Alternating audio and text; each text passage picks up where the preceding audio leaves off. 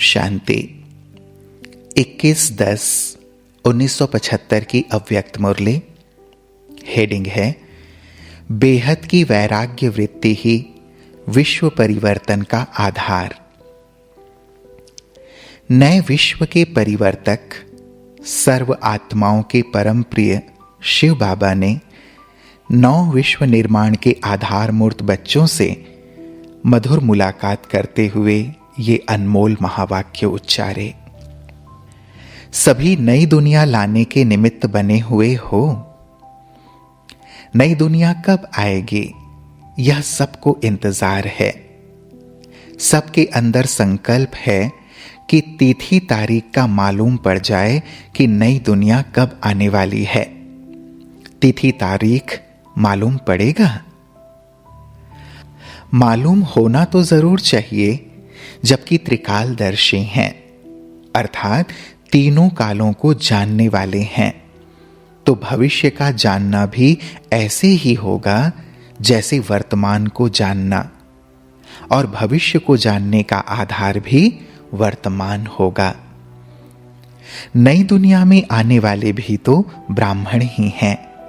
तो नई दुनिया में जो आने वाले हैं उन्हों की वर्तमान से ही भविष्य की तिथि तारीख ऑटोमेटिकली सिद्ध हो ही जाएगी।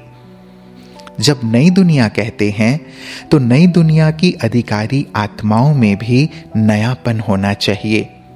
कोई भी पुराना संस्कार व संकल्प व बोल व कोई एक्टिविटी पुरानेपन की न हो। जैसे अभी भी 1-2 में पुरानी चाल देखकर कहते हो ना कि यह इनकी पुरानी चाल है, अथवा अब तक यह पुरानी आदत व चाल इनकी गई नहीं है। किसी भी बात में पुरानापन ना हो। संकल्प भी पुराने स्वभाव व संस्कार के वश ना हो। जब मेजॉरिटी व मुख्य आत्माओं में ऐसी नवीनता दिखाई दे तब नई दुनिया के आने की तिथि तारीख स्पष्ट हो जाएगी। जो निमित्त हैं उन मुख्य आत्माओं में नवीनता का और परिवर्तन का अनुभव होगा।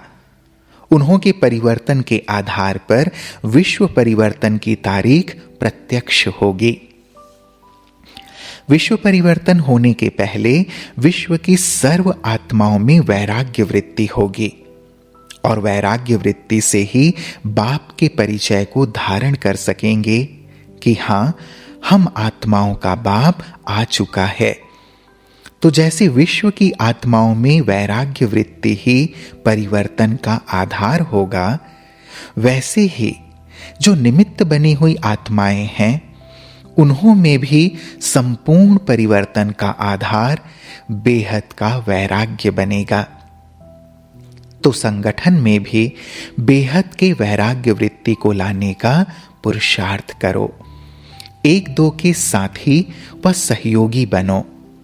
जब वैराग्य वृत्ति इमर्ज रूप में होगी तो पुराने संस्कार व स्वभाव बहुत जल्दी और सहज ही वैराग्य वृत्ति के अंदर मर्ज हो जाएंगे।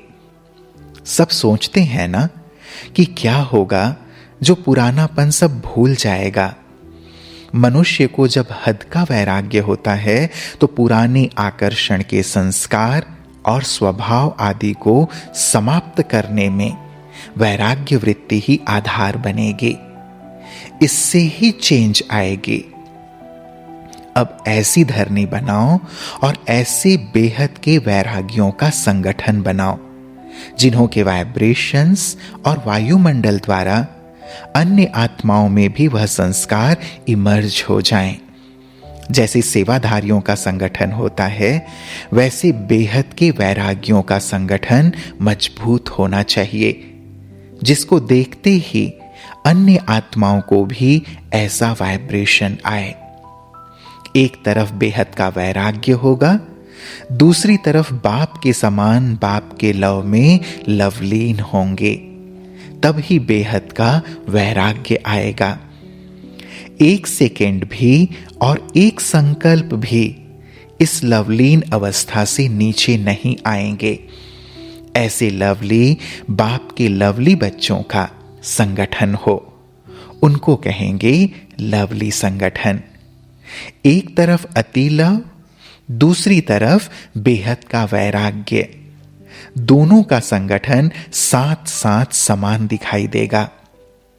ऐसा संगठन बनाओ तो वह तारीख स्पष्ट दिखाई देगी। यह संगठन ही तारीख को प्रसिद्ध करेगा। अच्छा, ओम शांति।